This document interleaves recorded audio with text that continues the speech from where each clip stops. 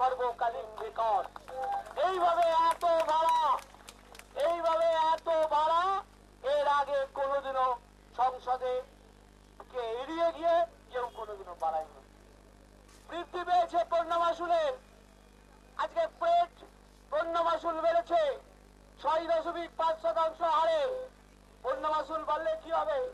চালের দাম বাড়বে, ডালের দাম বাড়বে, নিত্য প্রয়োজনীয় জিনিসের দাম বাড়াবে কেন্দ্রের সরকার, আর তার বোঝা বহন করতে হবে রাজ্যের সরকারকে। দেখুন বিগত দিন আজকে যারা বলছে এটা ইনএভিটেবল ছিল, এটা নাকি বাড়াতেই হতো, এই অফিসারদের কথা, মানুষের কথা আমরা 2009 সালে দেখেছি মমতা ব্যানার্জিকে শুনতে। আমি 2011 সালে পর আমি কিছুদিনের জন্য শুনেছি বলতো যে রেল ভাড়া না বাড়ালে নাকি রেলটা চালানো যাবে না। কিন্তু আমাকে দেখিয়ে দিয়ে গেছেন, ভারতবর্ষের মানুষকে দেখিয়ে দিয়ে গেছেন আপনাদের মুখ্যমন্ত্রী, আপনাদের নেত্রী মমতা বন্দ্যোপাধ্যায় ভিশন 20 কে সামনে রেখে রেলের যাত্রী ভাড়া 1 পয়সা না বাড়িয়ে নন কনভেনশনাল ওয়েতে পয়সা রোজগার করে রেলকে প্রগতির দিকে নিয়ে যাওয়া যায়, সিকিউরিটিতে কম্প্রোমাইজ না করে। আর আজকে শহরতলিতে যে হারে ভাড়া বাড়লো, একটা 200 টাকার মন্ত্রী 400 টাকায় কিনতে হবে, মানুষের নাগালের বাইরে চলে গেল। এর বিরুদ্ধে দাঁড়িয়ে আজকে প্রতিবাদ এবং প্রতিরোধ। মমতা বন্দ্যোপাধ্যায় যেদিনকে বাংলার মুখ্যমন্ত্রী হলেন, বাংলার মুখ্যমন্ত্রী হওয়ার পরও ওই আর্থিক বোঝা নিয়ে 1 পয়সা যদি কর না চাপিয়ে মানুষের ওপর তাকে নিজের সামনে থেকে নেতৃত্ব দিয়ে বাংলাকে এগিয়ে নিয়ে যেতে পারেন, ভারতবর্ষের আজকে সেই পথ গ্রহণ করা উচিত। রেলের ভাড়া বাড়লো কেন? বিজেপি সরকার জবাব দাও। রেলের ভাড়া বাড়লো কেন? বিজেপি সরকার জবাব দাও। জবাব তোমায় দিতেই হবে। সরকার জবাব দাও। রেলের ভাড়া বাড়লো কেন? কেন্দ্রীয় সরকার জবাব দাও।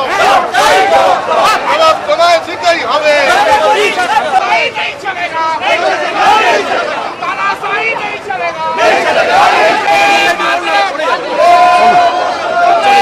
পিছাচ্ছেন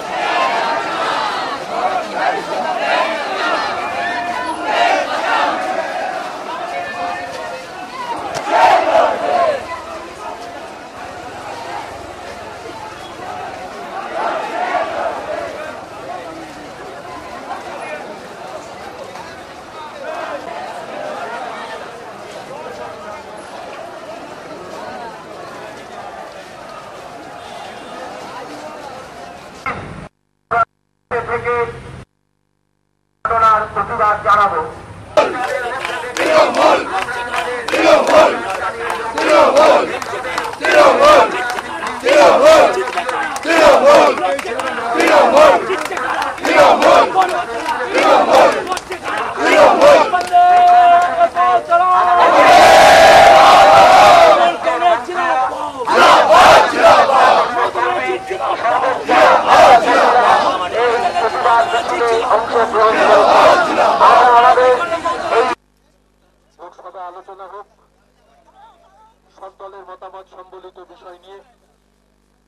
সিদ্ধান্ত গ্রহণ করা হোক।